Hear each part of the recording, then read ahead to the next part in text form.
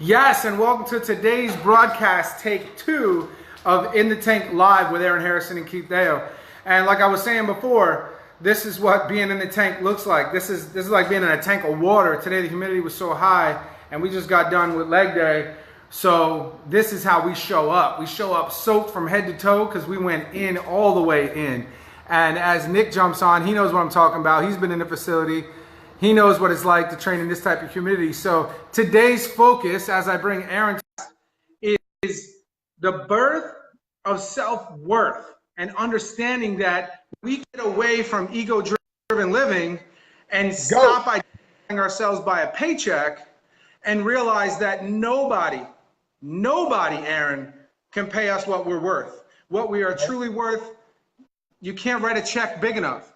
And so when we woke up this morning, Aaron, with the messages that we were receiving, we understood that this was not only a work Wednesday, this was a self-worth Wednesday.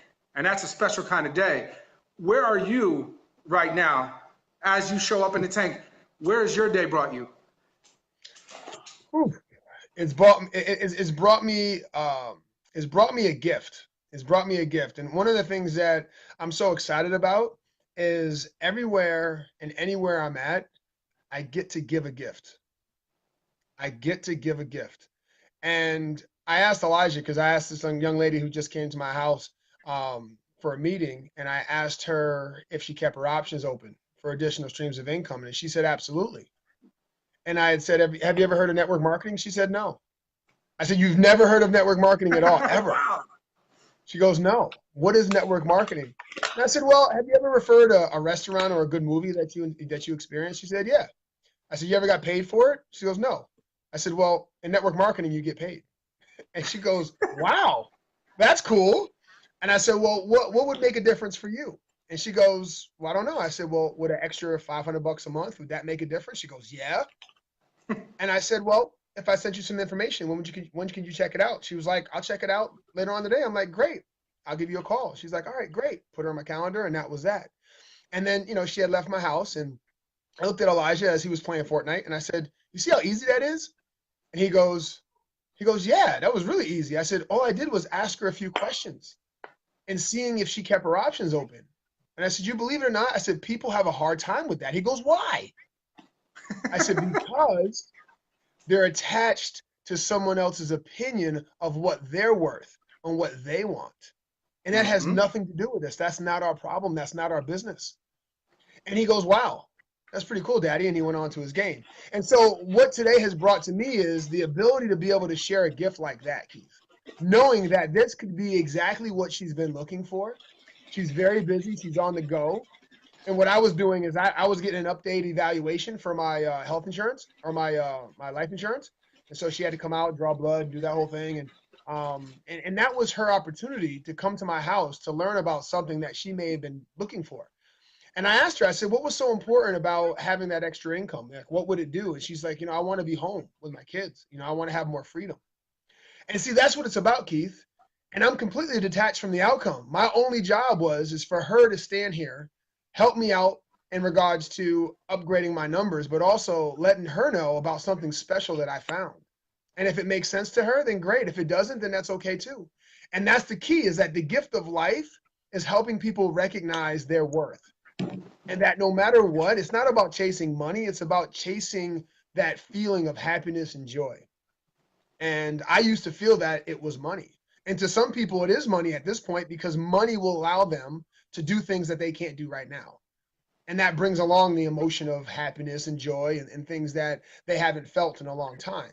And so, yeah, if you can't find the reason right now, do it for the money. Like, make a difference in your life so that you can have more resources. Because, money is a partnership, right? Money is a partnership.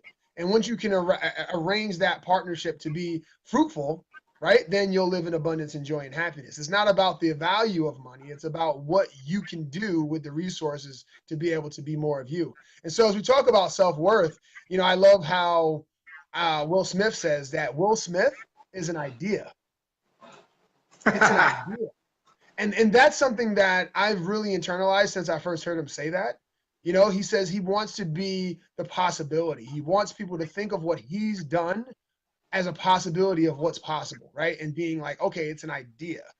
And as people continue to chase their careers and they chase the money and the paycheck and the brands, I have to actually remind my wife, because she's so stuck on this title, right? This title of what she's wanted all her life, right? BCBA or something like that, behavior analyst, something. Yeah, badges. Right? And so I asked her, I said, well, honey, are you wanting that badge because of the attachment of an income, or do you want that badge because of self-worth and knowing that you achieved it, or do you want that badge so that you can contribute to more lives in a way that you weren't educated to do before? And she goes, well, money, of course. And so I said, no. I said, see, honey, I said, this is the problem is that there'll come a time in that job, in that career, and that task, that money won't be enough. I said, realize this, hun, that you will never be paid what you're worth, ever. You will always do more and be more than what your paycheck will reflect. Always. Yes. Always. Say that again. So repeat that.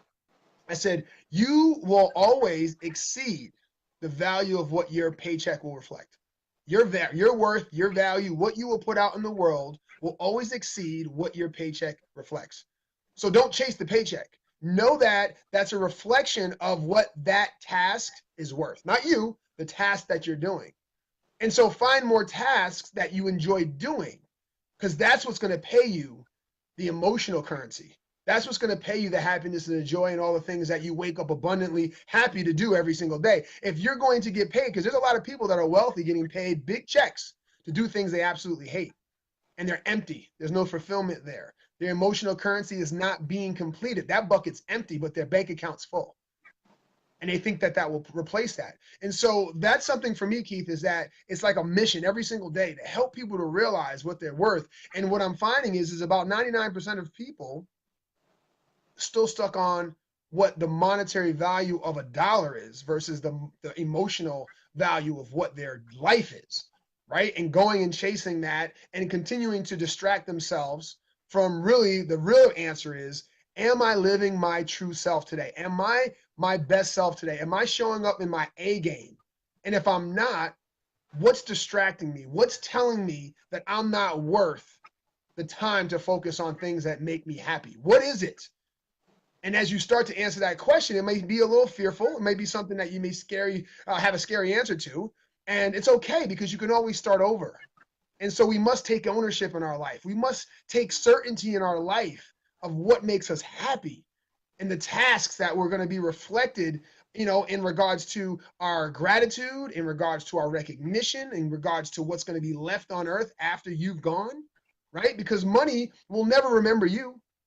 It will never remember you, right? But the lives that you've changed, or the people that you've impacted, or the change that you made will stay, and that will always be remembered. So that's what I'm thinking about, Keith. And that's where my motion is in regards to the worth part, because I think a lot of people have to be reminded of what that means.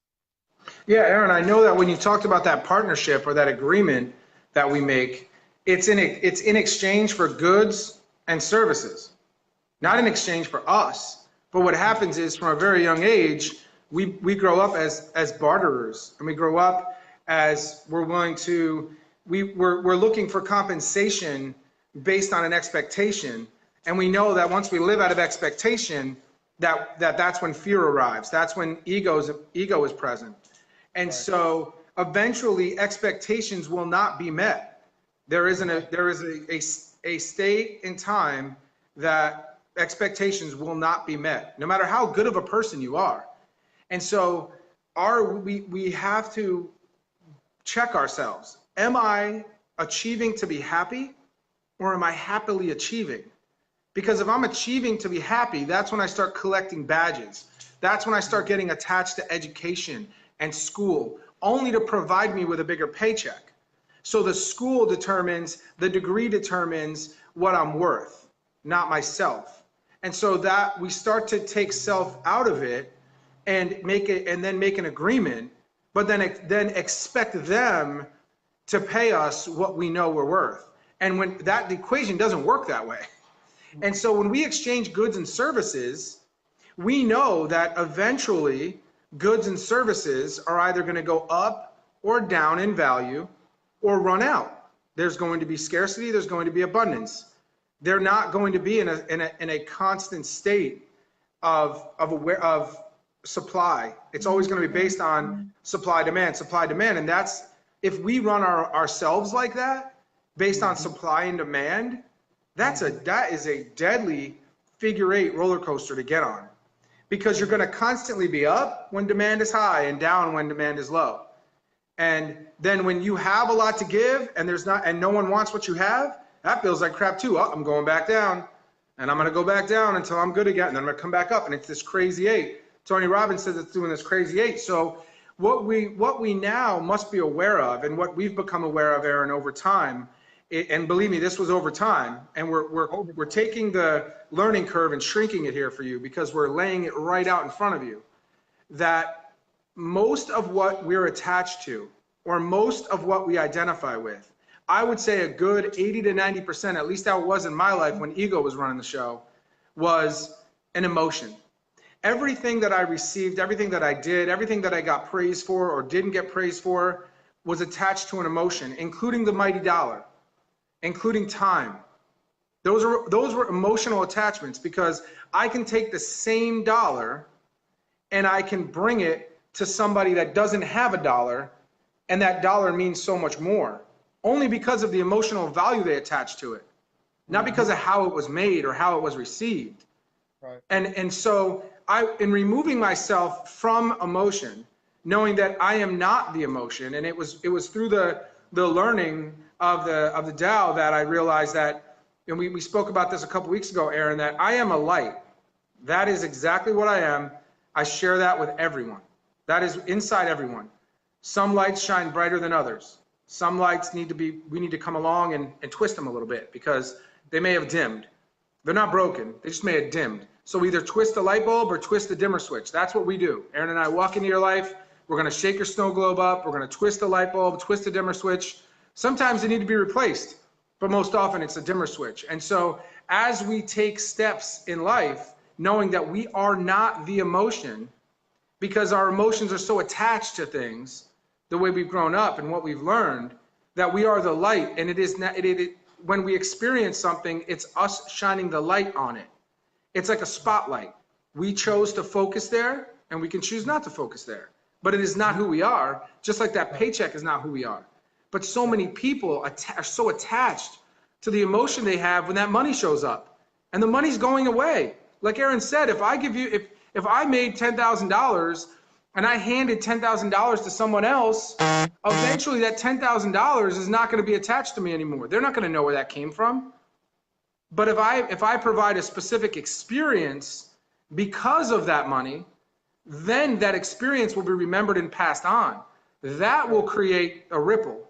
So are you out there creating ripples that have a beginning, that can be drawn back to a center, a focused energy that is reflecting out into the abundance? That's what we're looking for. That's when you start to know that no one can pay me what I'm worth. No one. I'm mentally and I'm physically unemployable. That's the top. And Aaron's the same way. We are unemployable. Sorry, not sorry. That's where we are. Nobody's going to ever pay us what we're worth. We're going to make agreements along the way where, in exchange for goods and services, we are going to be paid a specific amount of money and be happy becoming more and more each day, and knowing that as we provide value and stay the course, there will also be a monetary benefit to the value we provide, but only if it's in alignment with who we are will we ever be set to the point where we can say, that's building a legacy. That's building a legacy. I'm going to stay the course. That's what I look forward to. That's in alignment with who I am, not that's worth my time. Not I deserve this much money. It's that's in alignment with who I am. The dollar amount is irrelevant at this point. Right. It's irrelevant. The question that people should ask when they go into an interview is, are you willing to pay me enough for me to take this seriously? And then they have to ask you, well, what would that amount be? And you better be honest. There you go. There you go. See, it's you coming into the picture that people have a hard time understanding the value of. And I think for me, Keith, that's the hardest thing in my life right now, is seeing someone tell me in their language that they're not worth it. Mm. It's the hardest thing, Keith. And as I pray each day for strength and wisdom and courage and the words and the body language and whatever else that someone may interpret to be able to say, you know what? I am worth it. You know, as I look at this wall and all these names of individuals that I've spoken to or I've reached out to, and I keep on my list. This is my blessed list. If anybody sees me on this and they see all these names on it, this is the people that have come into my life that I get to bless, right? And then I have a list here of a few goals of an individual that I spoke to. And so this individual, they wanted overall health. They wanted to defy aging. They wanted to improve on their habits. Their habits have been a little off and attached to their goals. Their energy level is low. Their meal prep has been off due to their attention to detail or the time that they're willing to commit to the importance of that. And then their joints are inflamed and they're not feeling well. And their commitment level is a little whack. And so as I asked, are they open to my recommendation on how to address these issues? They said yes. But when I gave them what was going to be required for them to achieve these goals, they said no. Yeah. And as I heard that answer, I think for most of us, this is the most difficult challenge, okay, is how do we divorce that outcome? How do we divorce that language that they just spoke of what they wanted, but what they're not willing to tolerate to get it, right? And they're willing to go through the pain of worthlessness, okay? Worthlessness, because they're worth all of these things. Oh, yeah. Everybody is entitled to overall health. Everyone is entitled and worthy of anti-aging. Everybody's entitled to having habits that are aligned with their goals. Everybody's entitled to having abundant energy like my 3-year-old and my 9-year-old. It's our birthright. It's our birthright. Everybody has that ability to be worth that. However, not everybody's willing to tolerate what it takes to create that. And I know that for most of us, that's our biggest challenge. And so what I've been able to do, Keith, to translate that message is that they don't know enough about themselves to know that they have the ability. And so what I'm willing to do is I'm going to take this individual, and this is what I said to them. I said, are you open to staying in touch so that I can pour belief in you? There you go.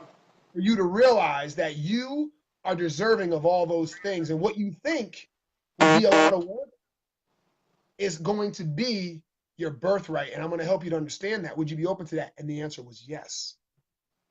See, not everybody's ready to go and jump into what it is that they're worth, because that can be a lot. Just like if you said, if I gave you all your 24 hours, would you want it? To a burnt out person in their job, they would say, hell yes. But once you gave it to them a week later, they're like, can you take 8 or 9 hours of this, please? Just take them. Can you take it and put me in to do something? Because I don't know how to control all of that time. It's just like our worth. If we help somebody to realize that they're 100% worth everything in their life and everything they desire, they'll really start to realize that that's a scary place, because now you are owner. You are 100% accountable for all the things that you get and don't get in life, right? I mean, that's what it is. And so when you start to realize that, now it's time to, how do I build that muscle? And just like Keith and I help athletes get that muscle, it's consistency, it's commitment, it's willingness to learn and also be the student. Because as this individual searches for the answer, he was given the answer, but he's looking for something else. He's looking for a second opinion somewhere, somehow, and it all lies within him. And so my words for everyone that's challenged with that issue, where you have someone who's looking for something, you make a recommendation on how to get it, and they say no, but they're willing to work towards it. Be patient, be persistent, be caring, all right? Be present and be loving. Because if you can add all those things up, it will always amount to someone's life being changed and them realizing how they are worth it and that they are abundant and their birthright is to have everything they ever wanted. Aaron, what if I were to tell you that, and everyone listening, what if I were to tell you that the moment you were conceived, not even born, not even ready to breathe this air that we call our environment, or we call this world, this universe, what if when you were conceived, the moment you were conceived, there was a trust fund set aside for you? And you can, and this is where faith comes in. And this trust fund was set aside for you by the universe, by the Lord, by whoever you attach to your spirituality. But it was ultimately set aside for you, this trust fund, as at the moment of conception.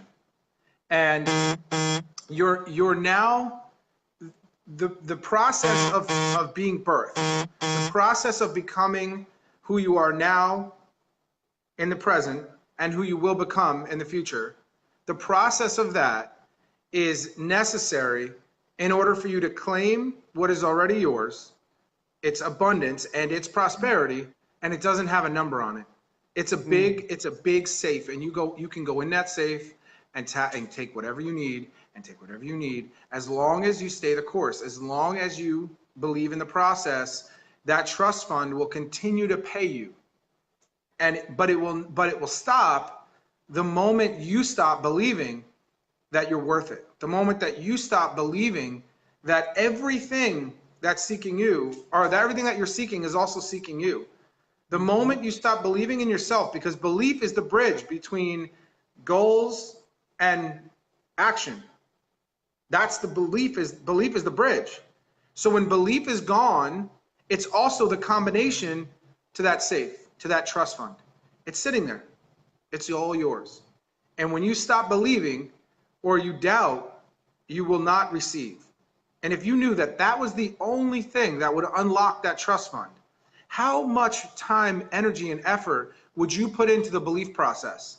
Who would you lean on? Who would you go find? Because remember, belief is inside us all. Belief is the necessary ingredient, right, to the recipe. So belief is the necessary ingredient to the recipe. So when we look at belief as a process, we know that we have self-belief and we have belief from others, because it's existing, it's abundant. So if the belief right now inside of you, if your belief isn't complete, so you've got 3 of the 6 numbers you need to unlock that trust fund safe, well then find somebody who believes in you enough that they'll give you the other 3 numbers along the way. And every time that you borrow belief to stay on the course and the belief becomes yours, you get another digit. They're not giving you belief so that you can have everything and not adapt and not adopt and not create identity. Every time the belief that you borrow is the belief to stay the course. It's not for you to have. It's the belief to stay the course, to keep climbing the mountain. It's releasing enough pressure so that you can grow, but giving you enough safety, security, or freedom, whatever it is you're seeking, that's going to allow you to step into your greatness. That's what you're borrowing. When it becomes yours, you get a digit. Then you borrow a little bit more. When it becomes yours, you get a digit. Now, it may not be the same person, because if you keep taking from somebody else, somebody's belief, you're gonna borrow it for too long. And now they're going to have to go lean on somebody to borrow some more belief from them. And that's not what we're looking for. We're not looking for a domino effect. So it's in certain areas of your life that you know necessary. What are your beliefs going to have to be in order for you to become? That's the question I want you to ask yourself. Whatever it is you're seeking, whatever it is you're looking to create as far as identity goes, as self-worth, find it, identify it, and go, what are my beliefs going to need to become for me to be a 10 out of 10 in this area, and who already is a 10 out of 10 in that area that I can lean on and leverage? And maybe I can borrow a 1 from them and they can be a 9. Maybe I can borrow 2 from them to get me to a 7, enough to keep me on the path. And as I identify and create this self-worth inside me, I'll give it back, and I'll give it back, and I'm going to go get a 10. I'm going to be a 10, and I'm going to look for someone else. When I'm an 8, I know I'm on that path. When I'm an 8, I'm great, and I can stay the course myself. So that's the process of leaning on people to stay the course, get the belief, build the bridge, get the digits, poke them in. So eventually you're going to open that safe, and everything you've ever wanted is yours. It's the trust fund that you set aside for you when you were conceived. Does that make sense, Aaron? I never said that before. It was perfect. It was perfect. And it's in perfect alignment with that emotional currency. When someone came into your life and brought an opportunity, right? When they brought that opportunity to you, the first thing in your mind was either what if or not, right? What if or not? And so at that fork in the road, depending on your belief in the individual that brought that opportunity to you, is going to be determining whether or not you jump in the car with that person, right? Do you trust that person? Do you know that that person has your best interest in mind? That's the belief, right? That it starts with, do I trust this? Do I trust this individual to lead me to what right now feels great? They shared something with me. I shared something with them. It was a goal. It was an idea. It was a mission. It was a dream. It was an imagination that had, had an amazing feeling to it. And so we decided that we were going to move forward. Now, during that journey, right, there's going to be emotional currency being spent. Yeah. So along that way, Keith, is as much as we know that belief is the deciding factor, it's the bridge, right, between the two. It's important that we continue to fill that bucket. Right? We must work on ourselves. We must work on our mindset. We must work on what it is, right, that's going to keep us moving forward. And as we start to decide what's going to be worth our time and what's going to be worth our focus, it's going to come down to how many times a day is it making you smile? How many times a day does it give you goosebumps? How many times a day does it make you feel like you are valued, you're respected and loved? I mean, that's going to be the currency that's going to come back and deposit what's going to be needed for you to spend it so that you can continue to believe and keep moving forward and continue to be in action on the things that you so desire. And just like Keith said, it's already yours. It's already yours. But you must be open to believing more and becoming more along the way. See, life and what I can see right now, it's a series of events and experiences. And we get to sort and sift which ones we like to adopt and some things that we get to divorce. It's just a process. However, we have people around us that have been through it already. If you look at someone who's older than you, okay, attach to what it is that they've achieved and say, what did you need to believe to get you to that point? Because I know at one right point there. you didn't have it. I know you didn't have it because right now I'm having a hard time having it. So how do you help me bridge that gap? Help me out with some resources. Help me out to believe that I am worth it. Help me to realize that my self-worth is more than I'm being paid at this point. It's paying the bills and it's taking care of a job and a duty. So great, let it sit there. But what I got to do is I got to fill those buckets, right? That emotional currency. I got to make sure that I have abundance with that. And so plug into it. And the great thing I love, Keith, about our community and the people that we surround ourselves with is that people believe in us more than we believe in ourselves, even if we think right now we're worth everything, right? There's someone that will come along the way and that will remind us that we're worth so much more. Oh, yeah. And at that moment, you want to give them a huge hug and you want to say thank you. Sweaty hug, right? That's it. I needed another bucket because the bucket I had was overflowing and I thought that was enough. And then along the way, you gave me another bucket because you said, oh, you forgot about this bucket. Yeah, you're worth more. You're worth, go fill this up. Go fill this up. And I'm willing to take that journey with you because you just helped me realize that I'm worth more, right? And so as that continues to compound, remember that life is a series of events and experience you get to sort and sift through, right? So just make the decision to say, okay, every day I wake up, okay. Be okay with what's going on and desire the feeling of what it feels like to be the most valuable you, because I guarantee you, your children look at you with those eyes. You're my superhero.